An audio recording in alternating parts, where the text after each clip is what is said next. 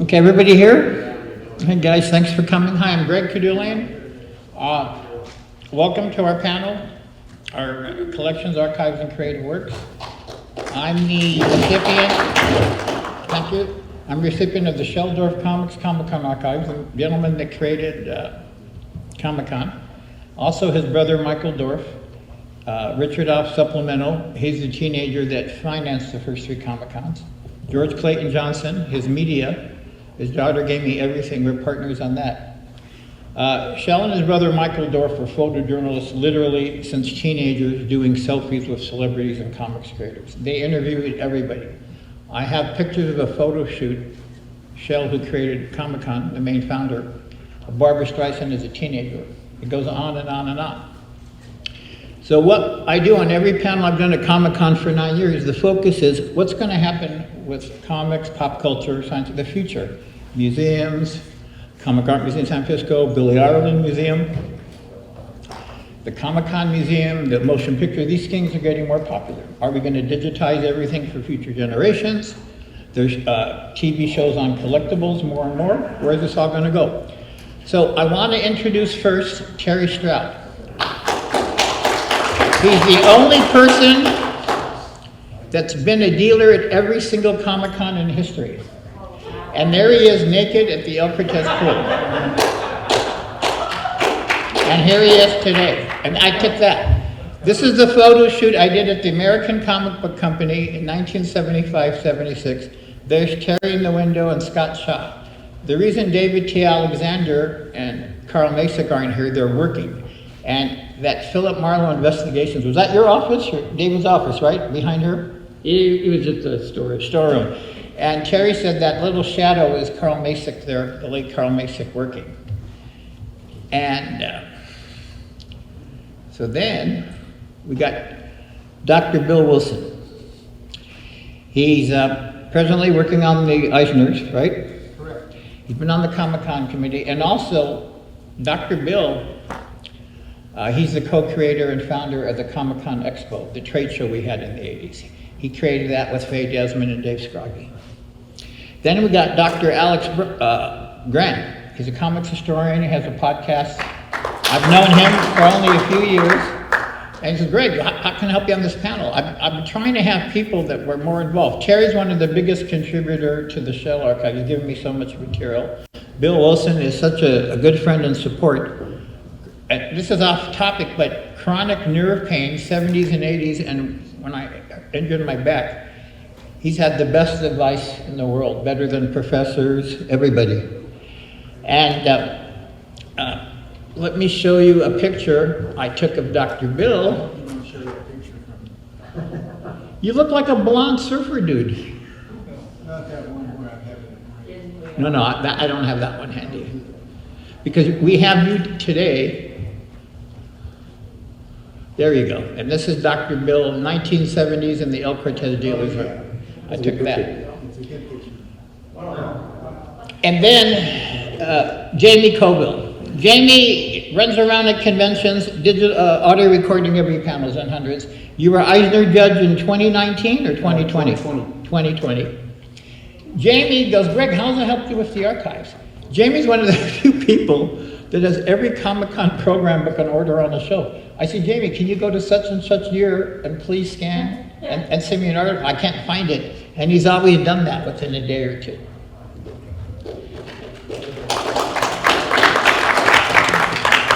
So the importance is, everybody here does similar stuff to me with their projects, their comics historian and archiving, etc. Terry has over 1 million collectibles for sale. Easily, right? In my back pocket. Yeah. So let's start with you, Terry. All right. I just want to talk a little bit about archiving versus collecting versus curating. I mean, say a guy's got, a perfect run of that filler comics, every single one of them. Now that could be an archive. It could be an archive of those comics. It could be part of an archive of Batman items, because archiving is often more omnivorous in its approach to collecting. And one thing I realized when I first started to collect the deal in Golden Age comic books. And this is going to be like around 1970 or so. I realized that at that time there wasn't a single person out there that knew all the comic books that had been done. So that in the early 70s, we'd get these big boxes of comic books from the 40s or 50s, and we'd be pulling them out and be going, look at this, holy crap, look at this great comic. Never had seen it before. And then you realize at some point that you are an archivist, because you are helping to redefine what the collectors of now, the contemporary time period that is the 70s, are going to be talking about when they talk about these old comic books. And then for better or for worse, we created certain groupings of comic books, like Good Girl Art, esoteric comics. I mean, some people say it was just a marketing ploy, but really that was just a way of codifying the experience of collecting. And that's really how I became an archivist. Cool. Alex, what do you think of what Terry just said? No, I mean, it's interesting, the difference between archiving and collecting, because I never really quite thought of it quite in that distinction, but there is something about collecting and buying and selling, and there's a certain monetary value there. I think the archiving, why it's so important, is you're preserving the history, you're preserving the culture of what came before, and trying to keep it accessible in some way for people to be able to access, learn, and I think that's what makes archiving kind of its own unique kind of obsession in a way, and different than collecting. And I think in our different ways, we're archiving various things so that when people are gone that aren't here anymore, we at least make sure there's some imprint of them that people can still absorb and interact with in some way. So yeah, the archiving becomes a mission in a way, and it is different from collecting. And Alex has got an announcement. Let me pull this up. Here it is. Yeah. And this is an exclusive. This is the first time in public you're I haven't talking really about it. talked about it publicly, but McFarlane Books is publishing my book, Understanding Superhero Comic Books. Jim Steranko wrote a foreword for it, which I was really happy about. On the McFarlaneBooks.com website, you can see early reviews from comic professionals that have read it and given back feedback. So Jim Shooter's there, Tom DeFalco's there, editors, Marvel Comics. So it's been a pretty interesting ride. I've been working on it for about 5 years and really obsessing on it for the final 8 months. But yeah, it'll come out next year. I'm excited. Thanks. So Jamie, collecting archiving, I first started seeing archive in 2009 when me and Richard Alf and others were doing things to honor Sheldorf when he was terminally ill. I'm in my garage going through this stuff. Everything Comic-Con related, I saved my whole life. So then Richard Alf before that, let me give you this. What's this? This just shows a list of media interviews like a little your own internal clipping service. I said, what are you talking about? Richard made one, Shell made one, and I made one, but we never, did it together. Just independently, we're thinking the same thing. And we kept going through this material. Then in 2009, when they did the 40th anniversary, we all got inspired. And then about 20 years ago, I ran into Chuck Norris at Starbucks in Toluca Lake. At an early Comic-Con, I met him and his brother, and I said, hey, I met you, in the 70s. This was like in 2001, do you remember? His brother remembered, but Chuck didn't. And then the first thing Chuck turned around to me and said, what the hell happened to those El Cortez Comic-Cons? They were the best. The early days in the 70s. So Jamie, what's your thought on all this?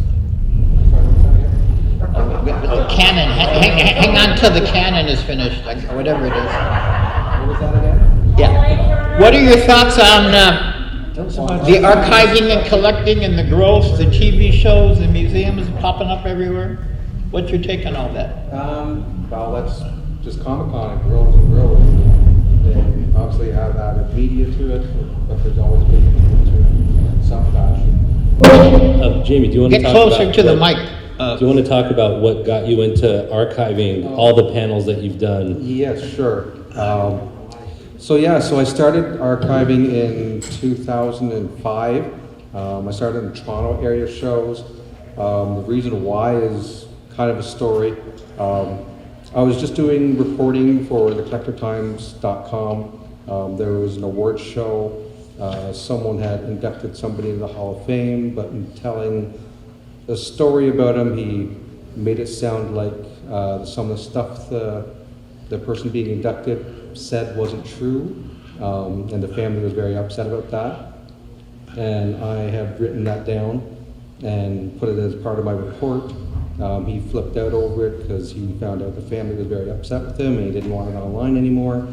And I thought my editor had assumed that because of my hearing that I did not hear him correctly and fixed it for me. I did not like that very much.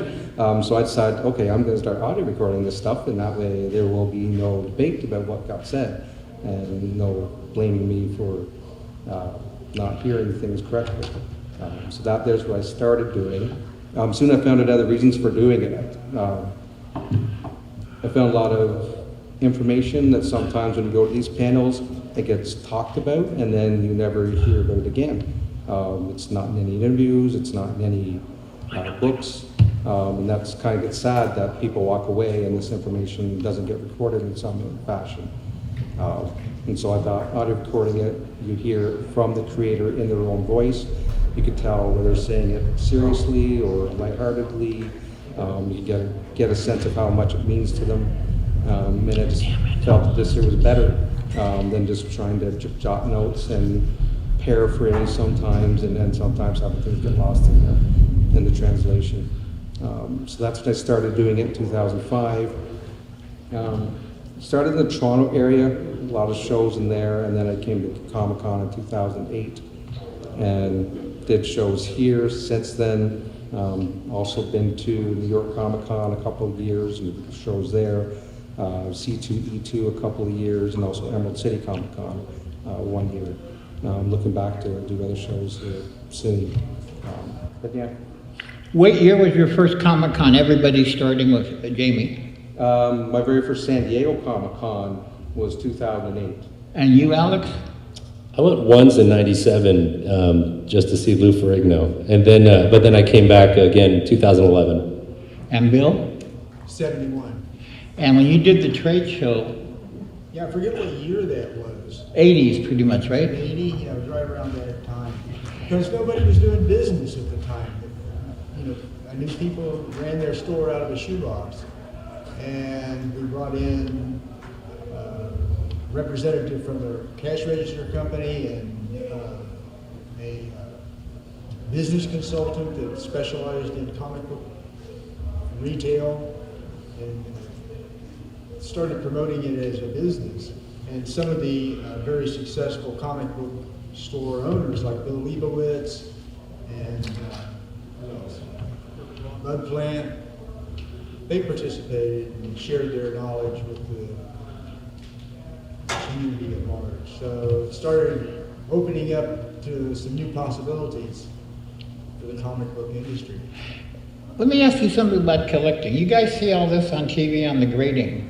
Like on a lot of these shows, if this comic was a 10.1 or in perfect condition, be worth $100,000. Then they go, it's poor condition, it's only worth $200. Does that make any sense to anybody? I'm going to keep it. It's not worth it to me to sell my property for $50. Yeah, I think you're just off on the ratio because, that doesn't really make sense. Because, poor condition would probably be, like $1,000 or 1 to 10, something like that. Whereas $200, it must have been just some program where the person that was explaining it really didn't know what they were talking about. Now, you guys all know the Comic-Cons had tie-ins with, TV shows and movies. A few years ago, The Simpsons had an episode about the Comics Fest, San Diego Comics Fest. Remember that? They had them all there. Well, there's something a lot of people don't know. I found this a few years ago. Plug in here. Oh, yeah. I gotta find it first, though. Okay.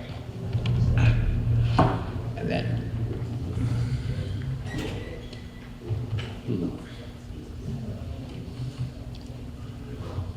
So this was in the 80s.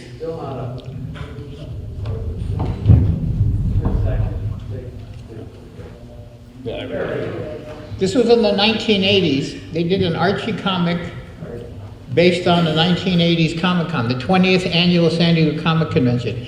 And in the comic, inside when you open it, they got caricatures of Shell, John Rogers, a whole bunch of people. So these media tie-ins with the convention have been going on for, what, 30, 40 years. I wonder how much that is in the guide now. Now here's something I discovered about a year ago. Oh. This has been in a lot of program books. It's Dick Tracy and Shell Nose and Nose. When I got Shell was a photojournalist at the Detroit Free Press from 1953 till about 68. The graphics department, they made it for an article they did about him in like around 1965. This was used on and on for years.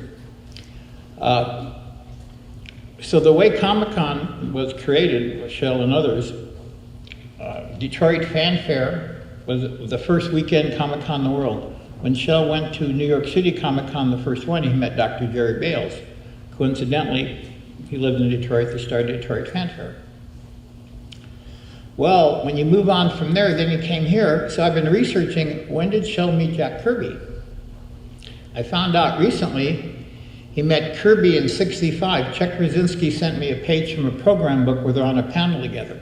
So, most people don't realize, let me go here. Well, I'll get to this later. So in 1969, Shell moves to San Diego, well, visits with his dad to retire. He's working for 1 year as a graphic artist on Madison Avenue, and decides to live in San Diego. So in 1969, Shell moves to San Diego. Jack Kirby, King of Comics, moves to Irvine. Jerry Siegel and his family, confirmed daughter, moved to West LA. Joe Shuster comes a few months later, then Comic-Con starts in 1970.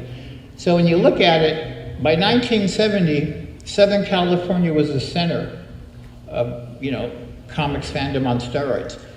Now this, Terry gave me this, and the late Batten Lash took the picture. This is a 1977 Star Wars poster they did for Comic-Con.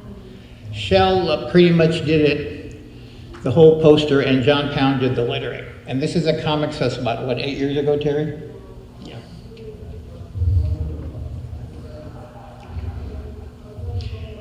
So what also happened, for some reason I can't play the video, I played it at Comic-Con 2019. In March of 1970, Charles Perrault, CBS News, went to Cherokee Books in Hollywood.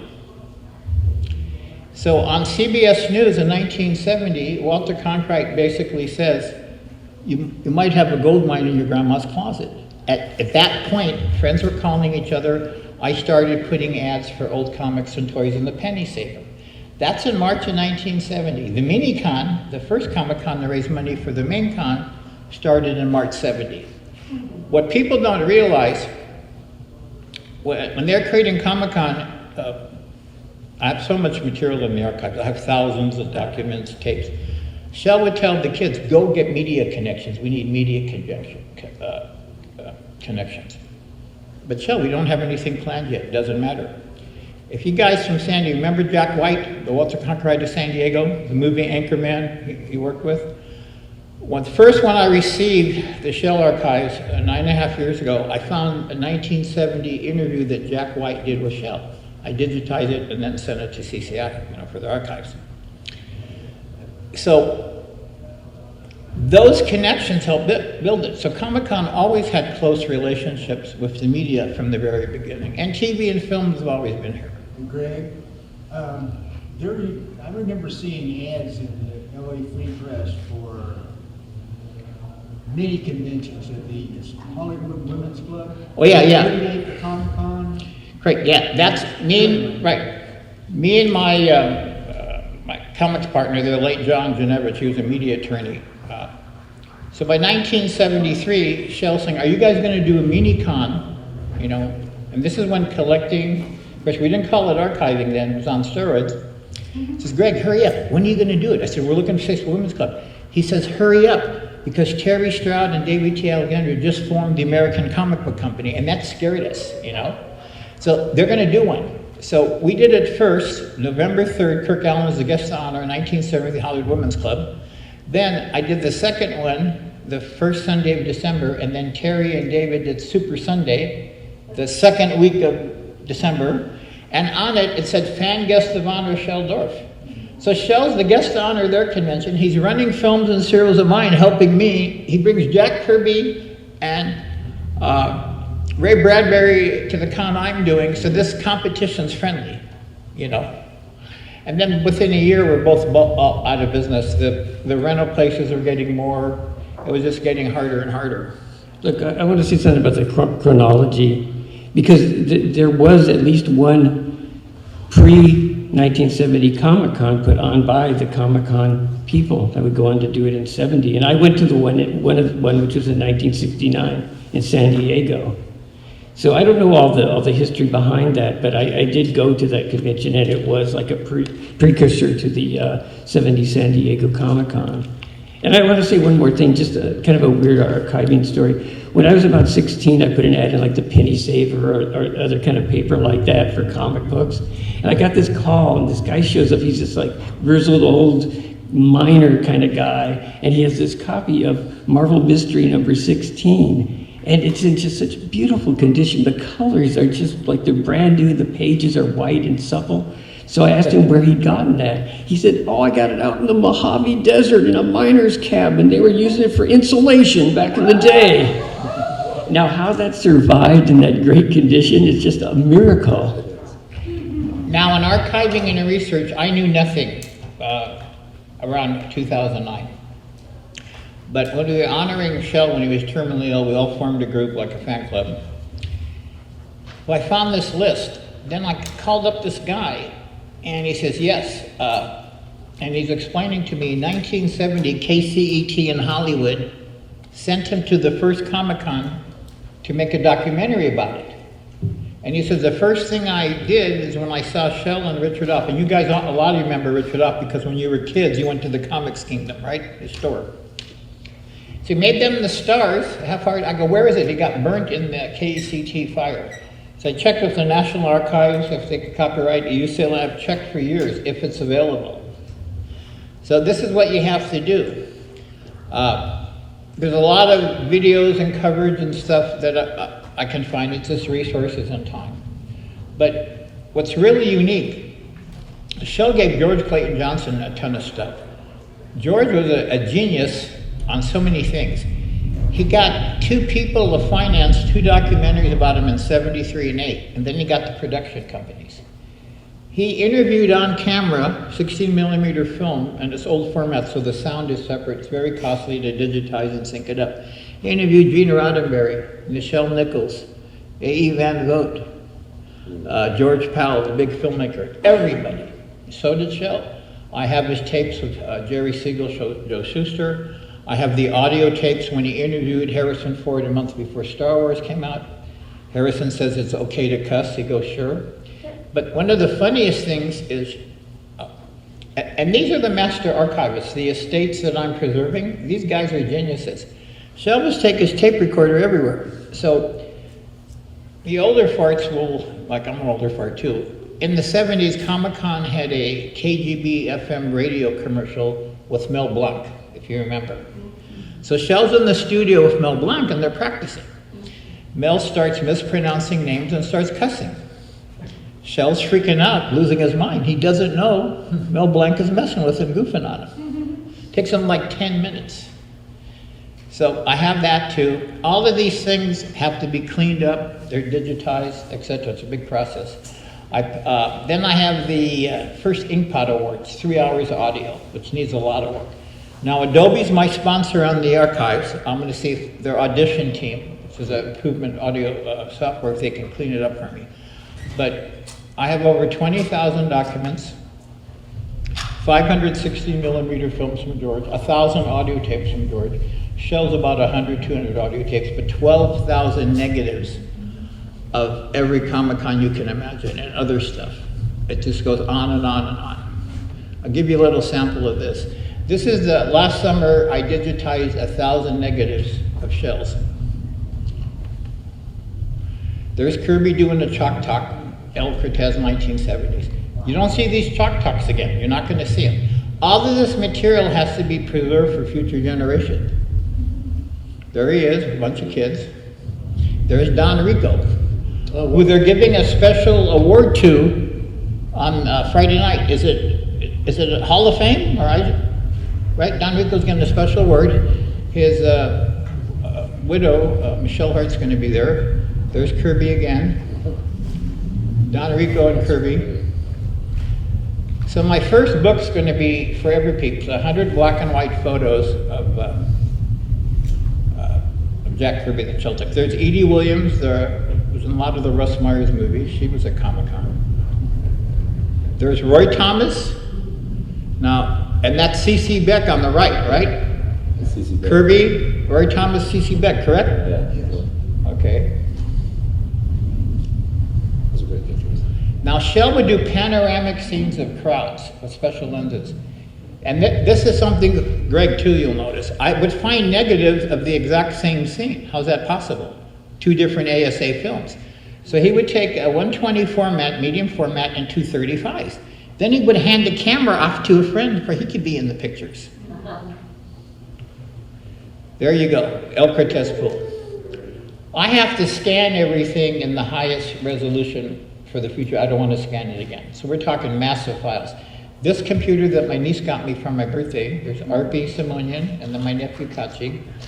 He fixed this on Photoshop. I'm selling these for $20 after panel.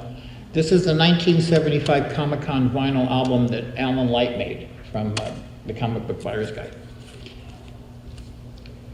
So, there you go. And that's Carl Taylor. He's a good friend still. I think that's, what's his name? Jim Valentino, right. And that's the guy that did Myron Moose. Foster. Bob Foster, right. Now that's Don Bluth in the middle on Kirby's right. And there's Frank Brunner. And that's Ted Sturgeon. I found an audio tape, I haven't listened to it digitized because I literally have thousands. It's an interview that George and his wife did with Theodore Sturgeon in 1962. There is Captain Sticky. Captain Sticky was a fraud. He was never an attorney. He never did advocates for children's anything. There's a lot, he came, the convention's doing this Captain Sticky thing. And we figured out a few years ago, me and some friends, that it was totally fake. But he did have a sticky mobile. Yeah, he did have the sticky mobile. Now, there's Joe Shuster in the middle, the artist that created Superman. That's my good friend to his right, Gary Coddington, the late Gary Coddington. He was Joe Shuster, the artist that created Superman's exclusive agent for years. And that's on the other gentleman on the far right is John Janevich, playwright, my comic book partner, older big brother, mentor. And I'll tell you something, and this will blow your mind. In the 1990s, he was dying really bad of liver cancer. He called me to come help him. At the same time, they gave my mom 3 weeks to live. I was torn, couldn't come. Shell's there and calls me up, what are you doing? I'm helping John. Shell was there with him night and day and giving me updates. And Jim Harmon, the radio guy, was helping too. They took John to CineCon, and then he died 3 days later. So there you go. This is the Brotherhood of Fandom. And there's Kirk Allen with Frank Brunner, the big artist. He got his first contract at Marvel when he was 18. And now he's awake looking at Kirk, Frank Brunner. And I think that's Dave Clark, one of the Comic-Con co-founders. There's Eric Hoffman and Kirk Allen, and I think the guy on the far left, is that the big Hanna-Barbera voiceover guy? What's his name? Can't remember. No. Dawes? Maybe. Okay, it's Masquerade stuff. Now a lot of this stuff needs to be enhanced because Greg knows this. In the Kodak's process for color negatives and slides was flawed, the emulsion process. So I have slides and color negatives, 35 millimeter, 30, 40 years, 50, wrapped up perfect, and they're faded in red. The black and white negatives, no. The medium format, 20 black and white in color, perfect. The 4x5s, perfect. If you notice, he had a red tint bill from that age. There's Carl Taylor. There's Kirby on stage, and to the left is the radio show historian, Jim Harmon. See, that I have to reverse. See, I scanned it backwards. This is what you do with archiving. You got to check this, reverse, you know. There's Kirby on stage with his World War II high waist pants. God bless him, and a bunch of kids. Is that Jeff Gill on stage? There's somebody else. There's Roy Thomas. There's Don Rico. El Cortez Poole. There you go. We got a singing cowboy, or naked cowboy at Comic-Con. El Cortez Poole. That's Ron Turner, the founder of Last Gas, on the far right. He's helped me a lot. He couldn't make it to Comic-Con. Alfredo Alcala. So I'm at an early El Cortez Comic-Con. I'm talking to Fillier, right? Yeah, Alfredo's going to be here. Have you met him? No. Do you know what he looks like? No. So this guy next to us with a beret. Alfredo wears beret a lot. And we're so stupid or stoned, we don't read the name on his badge. So we're all talking, we're all excited to meet him. He goes, yeah, he's a great guy. So for 10 minutes, Alfredo Alcala is there messing with us and doesn't tell him it's him. He died too young. Great guy. George Clayton Johnson on stage doing a presentation. Was it Len Wein? That one. Yeah, is that Len? Yeah. Yeah, we lost him too young too. There's Carl Taylor. The blonde guy next to him looks familiar, but I can't place him. Jim Starlin. Who? Jim Starlin. That's Jim Starlin with hair that young? Baby, he's a baby. A lot of these I do a legacy package of presentation. If I have time and resources, I blow them up and give them to people. And I did this for John Rogers and his wife Janet. In 1984, Shell did a Comic-Con committee photo shoot. And the Jeppe Museum, my sponsor, made a presentation. We blew it up and gave it to him. Now, I don't know who this guy is. People think it's Richard Alf, but it's not. Don't have a clue. Sure. Yeah, it's not him. It's like John Davidson. Who? Yeah. John Davidson. Anybody recognize this guy? Mike Plain? Nah. Dennis Kitchen? No. No. There's Bill Stout when he did the Wizards poster. Yeah. See anybody here? That looks like.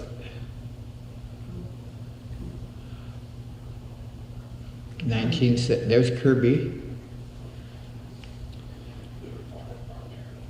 Sergio. Joe Shuster doing Superman. Real quick sidebar, Jim. Do you have a computer with a generic video player program? No, not my thought. Yeah, because You don't have to. this is my photo editing PC, so I don't have a player to play this video. You download VLC player, it's cheap. Yeah, right, that's what I don't have it on this one. Because I have so much stuff, 200 hard drives, 5 or 6 computers, scanners, 360 millimeter projectors, 6 Super 8 sounds, 5 or 6 reel-to-reel audio decks. I have 6 helical scanned videotape machines from the 60s and 70s. Because when you start digitizing this, these antique vintage formats, they crap out the machine. I have film and video of Clayton Con in '76. George Clayton Johnson did this convention, Show God and Guest. It's Jack Kirby and Siegel and Shuster, the creator of the Marvel Universe and Superman together. Nobody has that footage. Everything for years, I had to get rid of cardboard and plastic containers. You want to use bleach cardboard or color cardboard, like from home electronics, like the boxes for TVs. It's perfect. Brown will get acid and fungus and everything. Try to use plastic containers. Then you want to use certain type of bags. Postal Service has the best stuff, but that's illegal, so I never said that. And certain shopping bags, a thick plastic, I've used for 15, 20 years. It doesn't exhaust, it doesn't break down. There's Kirby. That's a good picture. Yeah. You know, I want to ask the other panelists something. Is archiving like a two-step process, or is it like you have one person who's the forager, who just is by what I grab evolution type of person? Because you also have to have somebody, you know, who's going to put it all in order and store it and everything too. And sometimes, you know, it takes more than one person to do that. One person to put the collection together, and before it gets thrown out or destroyed or something like that, you have somebody who's able to get it and retain the mass and then put it all in the order so that people can really understand it. There's a subtle difference between a collector, an archivist, and a hoarder. Richard often say on his collection, he says, people think I'm a hoarder. I'm not a hoarder if you can get by. If you have a hallway. So in my 3 storage buildings, I have 3 hallways. And then George Clayton Johnson's daughter calls me, Greg, you gotta come see me. Then she gives me George's archives. There's so many rolls of films in space and they're heavy. So when stuff's heavy, it's at the bottom. Then when I have to look for it, it's at the bottom stack. Well, the thing about plastic containers, you can stack high without crushing them. Okay, so I'm making some progress. Now, Richard Alf, who died in 2012, the conservatorship I had called, say, hey, where's the nameplates on the vaults?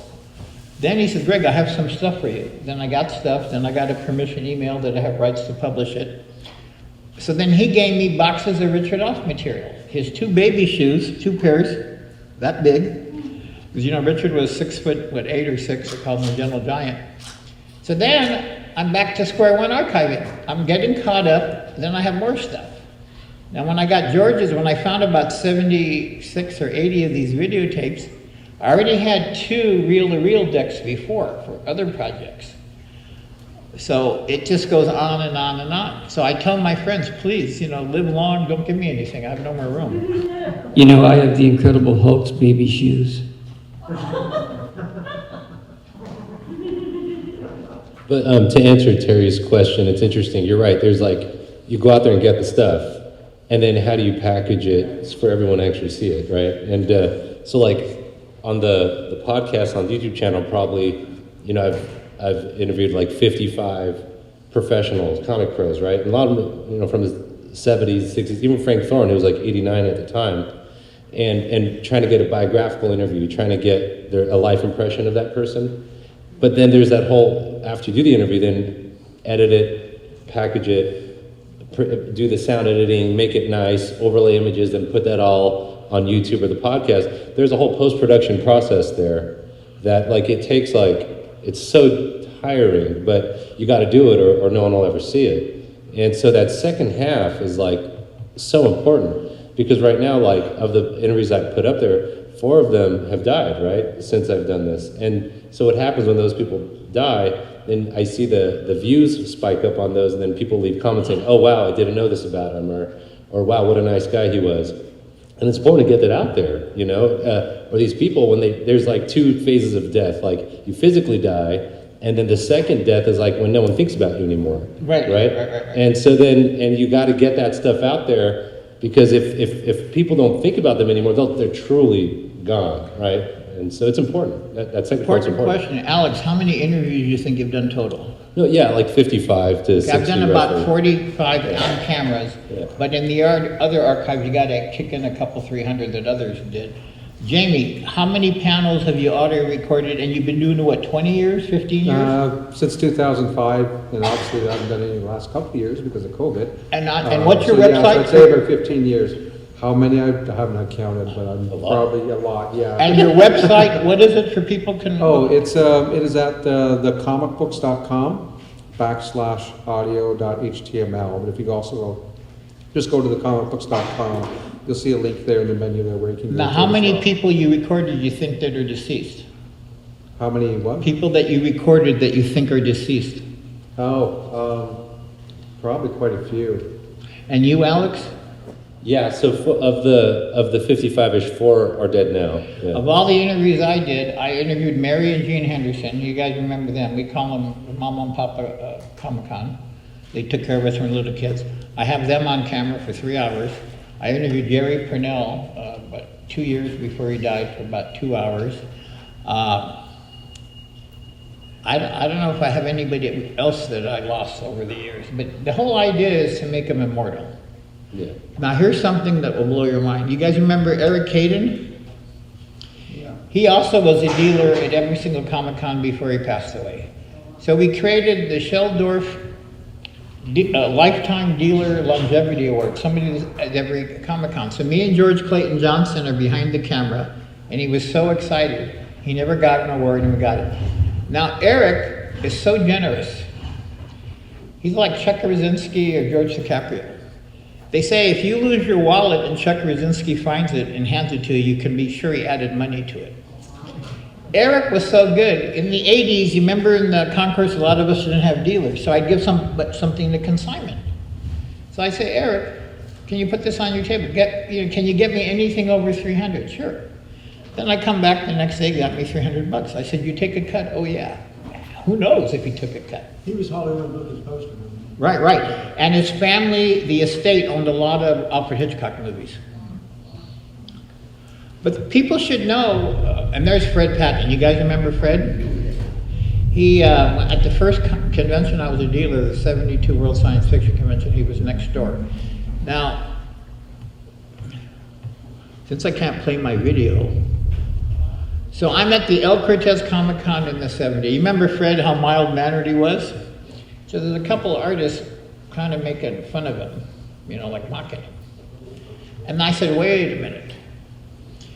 I said, you know that killer pot I gave you? And I said, Fred's my connection. And Edie Williams, I showed you, the Russ Meyer girl, had walked by, sexy, drunk, stoned, or whatever. And I said, that's Fred's girlfriend. Because, I knew Fred since I was a teenager. I couldn't stand anybody messing with him. And these guys, the rest of the convention, worshiped Fred Patton like he was a god. I just had to make that up. Now this, okay, here. So this I got from the Richard Alf's estate, the conservative of the moms. That's Richard Alf on his bicycle. The life story is important for these people, even their youth. When I interview people, I ask Gene and Mary Henderson, how'd you meet in college? When they interview a lot of people, they just basically talk about their career, whatever made them famous, right? Because you're saving this for the future. Now here's somebody who died a few years ago. Joe Viscoso was a big El Cortez Comics guy. He got the Oscar for Independence Day for special effects, and he's the guy who did all those fantastic miniature explosions in the very first Star Wars. Now, Mike Jitlove told me this story, and I said in a previous panel, and so did George Clayton Johnson. Shell said, you got to come to Comic-Con early 70s, I'm going to comp you. He goes, what? Well, this, why? It'll help your career. George was doing so bad as a writer that boosted his career, and then he wrote the Kung Fu episode called Demon God. It's the first flash forward in episodic TV. It's when, how they did the flashbacks in the past? Well, he made the past the present tense, and the future, which was really present tense, was the future. And you guys remember Mike Jitlove, Wizard of Speed of Time? Mike told me about a year ago that Shell said, you got to come to Comic-Con, I'm going to give you a room, it'll help your career. And he was shocked that it would do that. Now we're going to do a little QA with the audience. Where's David Armstrong? Right there, it's that guy. David? Where is So he? David is to your left, right there. There you go. That's And David, David was at the very first New York City Comic-Con, correct, Dave? Well, I was at the 65 con. 65, second, okay. And you're retired from broadcasting like me, pretty much, right? More or less. Right? And you're a comics historian, right? Mostly, yes.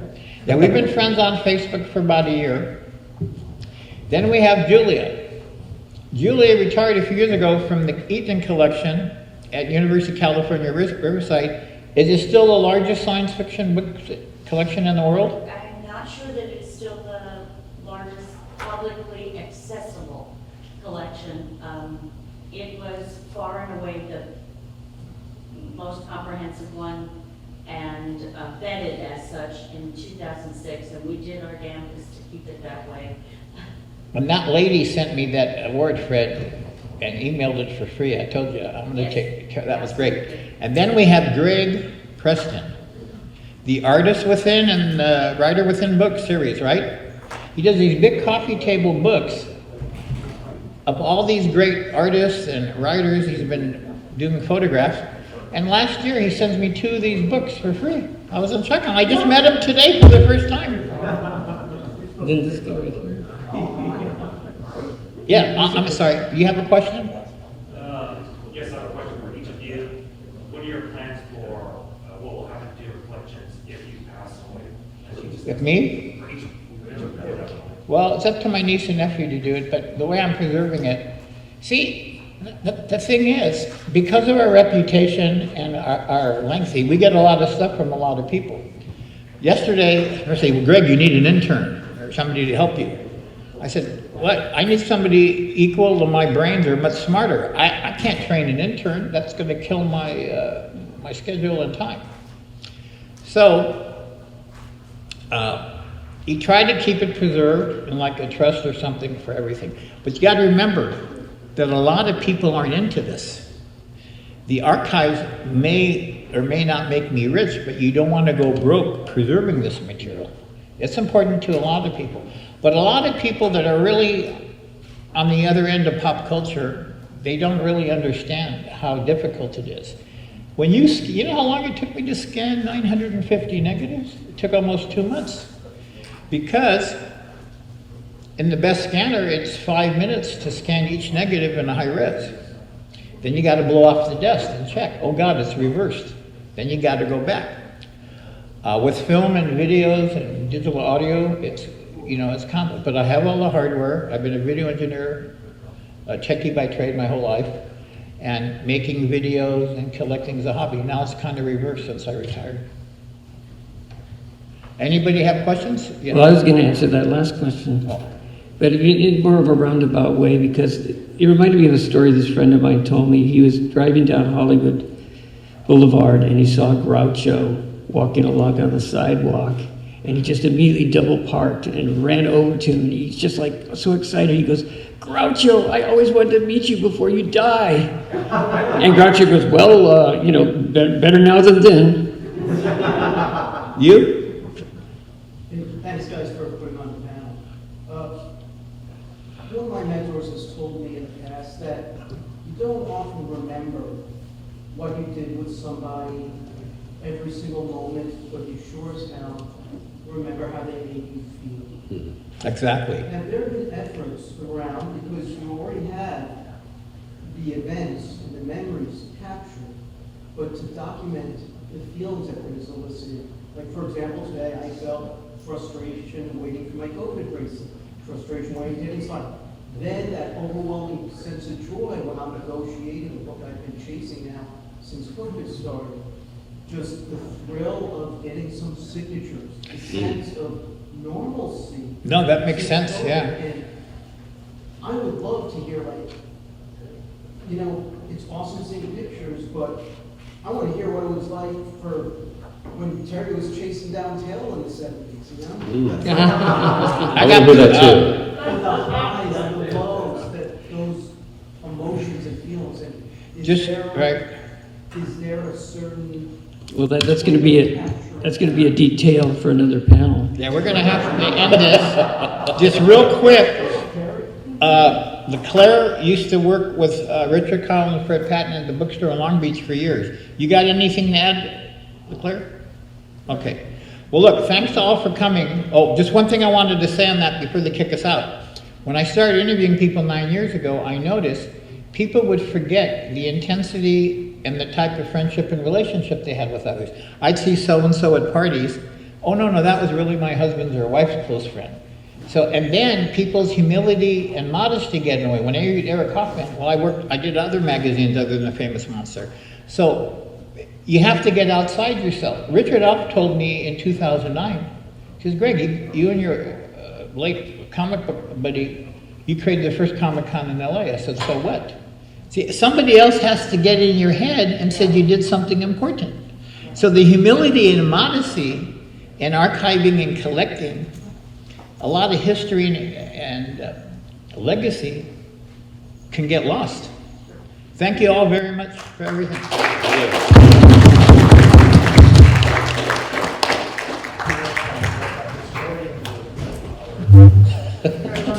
Thank you. Hey. Yeah, let's do it. No, I don't know. Hi. Putting this on, I just had a question. I think it was important. Are you videoing that for Comic-Con? For Mike. For Mike who? All right. Yeah, oh, you were helping Mike. But is it for the committee? No, just you. I'm not Can sure. you take a picture with my camera? Wait, we're gonna take a group picture. Hey, video on my panels. Are you guys spying on me? I have a question about hard drives. You said you have like. Yeah, it should. So just have to I want to make sure that those are all like okay and don't get corrupted over time. What are you talking about? For hard drives.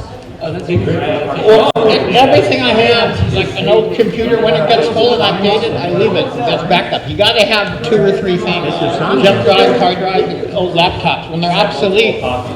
Yeah, because it's, you know, giant video, audio, and photo files. You know how long it takes to back that up and stuff? It takes 2 days. Greg, stay right here. Great, we're gonna take a group picture around What you. I'm doing is you like 2 or 3 drives at a time. Did you want one of these? 20 bucks, I'm selling them. You already? Thank you, guys. Get everybody behind me. Thank you for coming.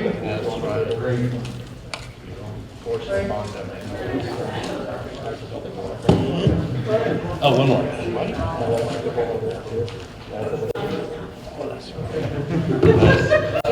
Here, hand me that, please. Yep, thank you. Where's it? Hey, don't forget your hat or whatever, your personal.